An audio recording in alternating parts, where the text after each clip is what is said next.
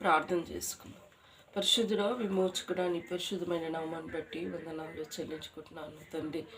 ప్రభా, రాత్రితో మాకు మంచి నిద్రను అనుగ్రహించి ఉదయకాలంలో ప్రభా నీ పాద సన్నిధికి వచ్చటకు మమ్మల్ని బలపరిచినందుకు వందనాలు. నీ వాక్యం చదువుతుండగా ప్రభా మాతో మాట్లాడండి, నీ స్వరం అనిపించండి, సన్నిధి ఉంచండి.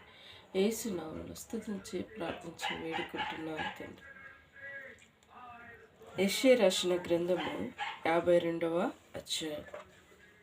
తీసినవా? సియోను, లెమ్ము లెమ్ము, నీ బలము ధరించుకునుము. పరిశుద్ధ పట్టణమైన యెరూషలేమా, నీ ముందర వస్త్రములను ధరించుకునుము. ఇక మీదట సున్నతి పొందని వాడొక్కడైనను, అపవిత్రుడొక్కడైనను నీ లోపలికి రాడు.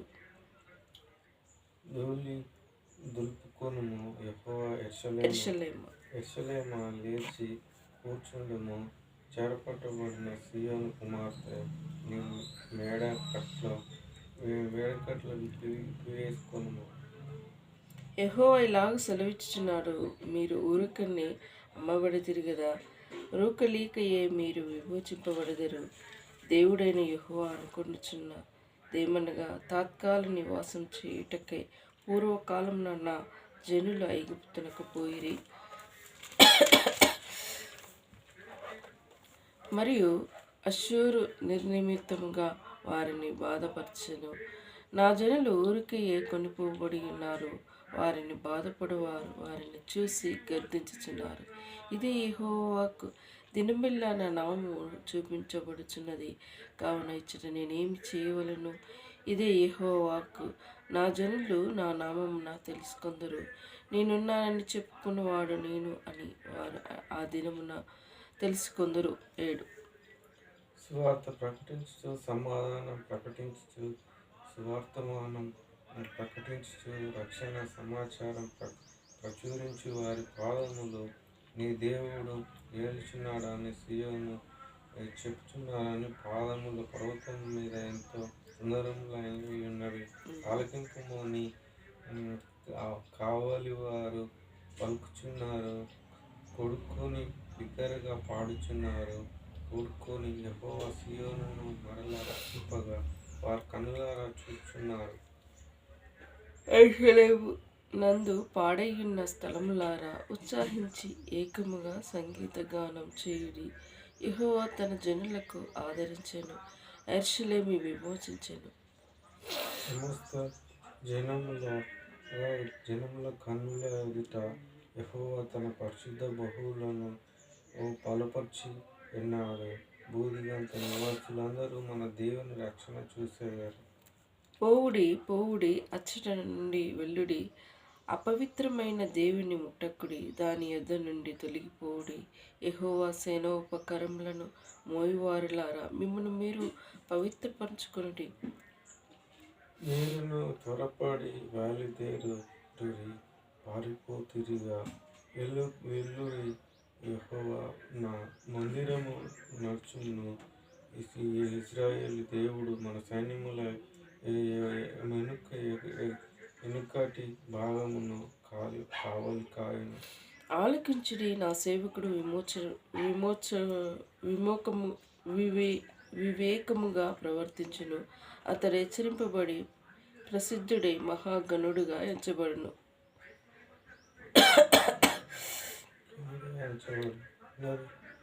నిన్ను చూచి మనిషి రూపం కంటే అతని ముఖమును, నరుని రూపం కంటే అతని రూపమును చాలా వికారమని చాలామంది వేలాది విస్మయం పొందిరు. అలాగే అతడు అనేక జన్మలకు చిలకరించును. రాజులు అతన్ని చూసి నోరు మూసుకొనిదరు, తమకు తెలియజేయబడని సంగతులను వారు చూశారు, తాము వినని దాన్ని గ్రహించారు. దేవుని మాటలు పుటుము పెట్టబడినగా ఉంటూ ఉంటాయి. ఇక్కడ ఒక్క వచనంలో చూసుకుంటే,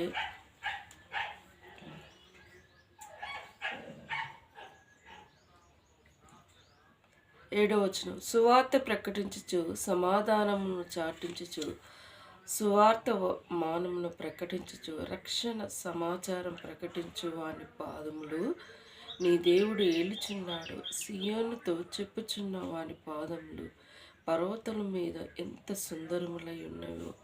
మరి సువార్త గురించి, మరి రక్షణ సువార్త గురించి చెప్పబడిన పాదములు ఎంతో సుందరములని దేవుని వాక్యంలో చెప్పబడుతుంది. మరి ఈ రోజులలో మన ఇప్పటికీ బయట సువార్త చేసుకుంటూ వస్తున్నారు. యూట్యూబ్ ద్వారా అయినా ఇట్లా ఆన్లైన్ ద్వారా కూడా సువార్త పరిచర్య జరుగుతూ ఉన్నది. ఒక్కొక్కరు ఒక విధంగా దేవుని రక్షణ ఆనందం పడుకున్నంలో ఎదుగుతూ వస్తూ ఉన్నారు. ఎదిగిన వారు అంధకారంలో జీవిస్తూ ఉన్నారు. వారి కోసము మనం ప్రార్థిస్తాం అంతే, అంతకన్నా మిక్కిలి ఏమి చేయలేము. రక్షింపబడుట అది దేవుని చిత్తం.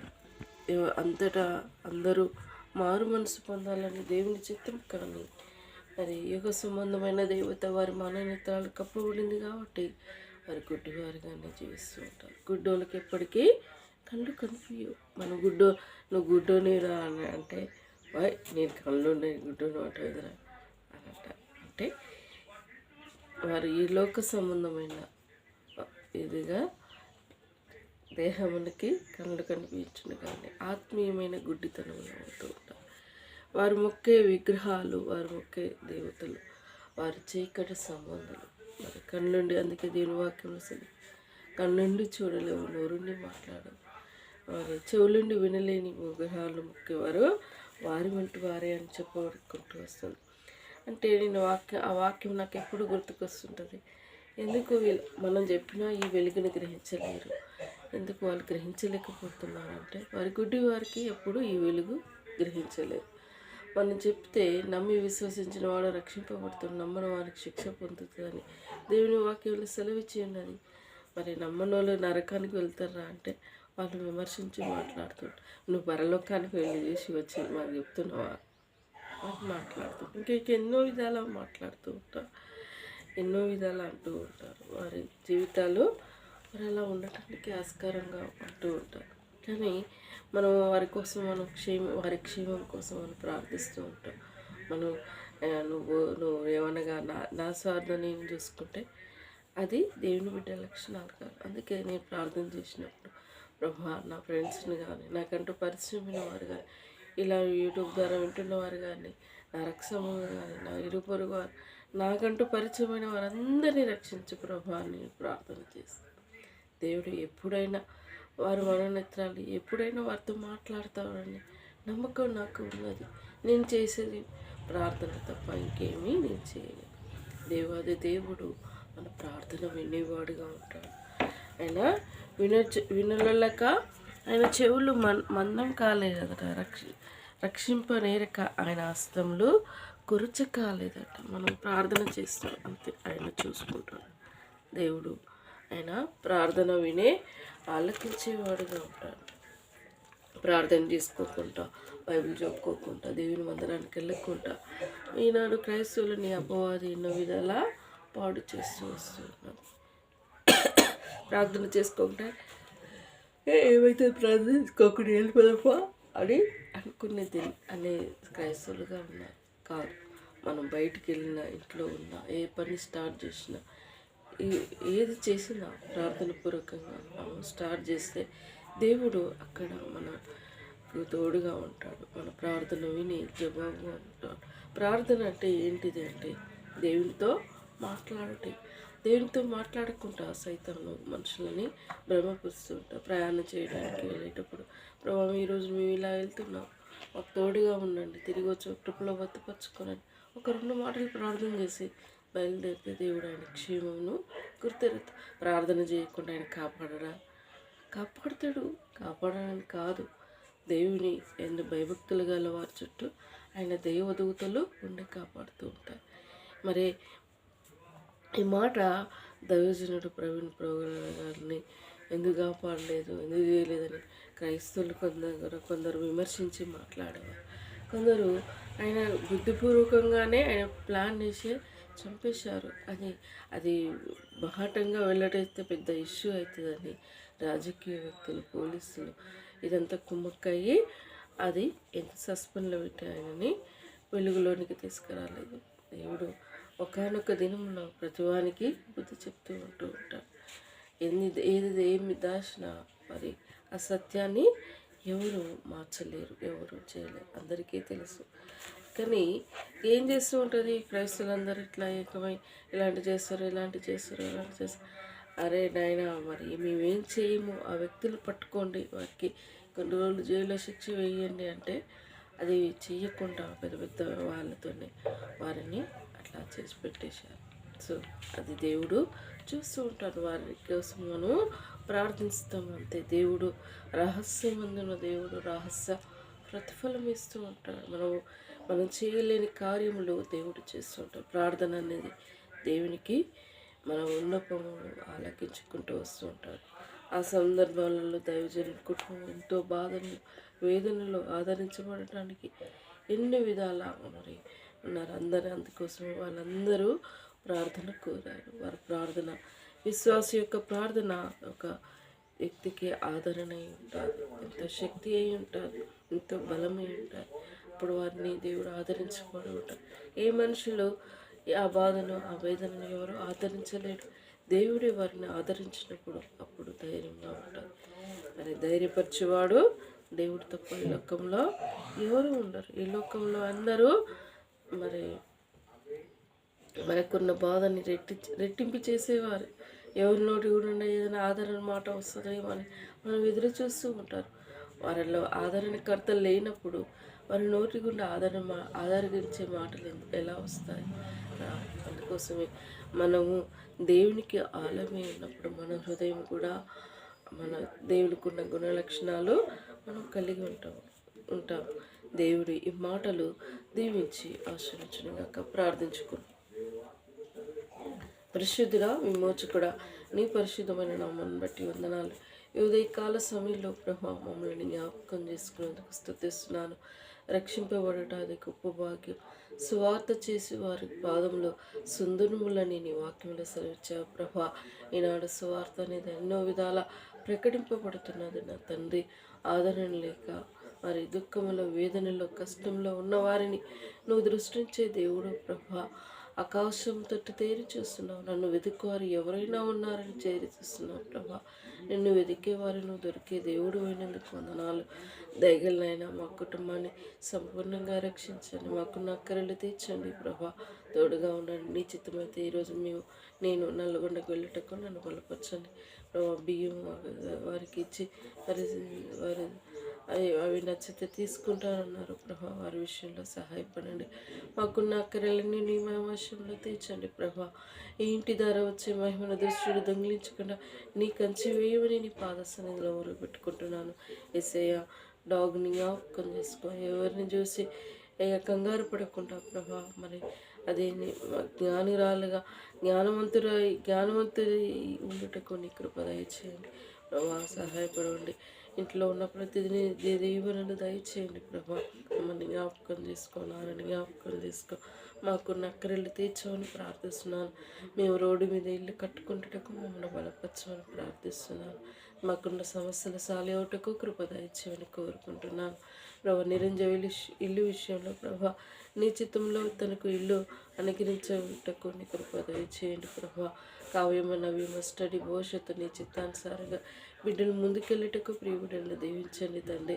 చంచలని జ్ఞాపకం చేసుకోండి. చిన్నోని విషయంలో కృపలో పొందుపరచుకోండి ప్రభా. తనకున్న అలర్జీ డిసీజ్ నుండి ప్రియ బిడ్డకు సంపూర్ణంగా విడుదల దయచేయండి.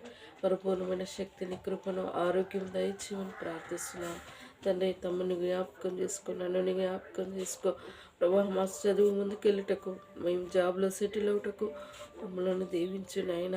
ఆధార వచ్చే మహిమను దుష్టుడు దొంగిలించి నీ కంచి వేయమని నీ పాద సన్నిధిలో మొరపెట్టుకుంటున్నాను. వారిని ఆలకించండి తండ్రి. మందిర అక్కర వసతులు తీర్చండి. మందిర పైన మరి స్లాబ్ వేయాలనుకుంటున్నాను. నీకు అసాధ్యమైనది ఏది ఉండదు ప్రభా. నీ సంకల్పంలో అది నీ చిత్తంలో ఉంటే అది సమకూర్చబడుతుంది ప్రభా. నీ చిత్తమే దయచేయమని ప్రార్థిస్తున్నాను. మరి వాకింగ్ ప్లేస్ కోసం కూడా ప్రార్థించమని కోరారు. మందిరం చుట్టూ లోపల బయట వాక్యాలు రాపియాలి ప్రభా. అది నేను ఒప్పుకున్నాను కాబట్టి మార్గం సరళపరచండి. నాకు సహాయపడమని ప్రార్థిస్తున్నాను. యేసయ్య మరి కృప దయచేయండి. దయగలనైనా నేను లోనికి అప్రోచ్ అవటకు నన్ను బలపరచండి ప్రభా. లోను ఏదే విధంగా డిస్టర్బెన్స్ కాకుండా నాకు అప్రోచ్ అవటకు కృప దయచేయండి. ఇంకా అన్నిటికంటే ముఖ్యంగా ఆ ప్రపోజల్ విషయంలో ప్రభా నీ చిత్తమ్మా కాదా ప్రభా, మాకెంతో మరలా నాతో మాట్లాడండి. నరిని ఆలోచనలో అనేకంగా పుట్టింది. యెహోవా యొక్క తీర్మానమే స్థిరమన్నావు ప్రభా. నీ తీర్మానంలో అది ఉంటే నన్ను స్థిరపరిచి నన్ను మార్గం సరళపరచండి. ప్రతి విధమైన ఆటంకాన్ని తీసివేయండి. సులువుగా చిక్కుపెట్టే శోధ నుండి కీడపాయ నుండి కాపాడండి ప్రభా.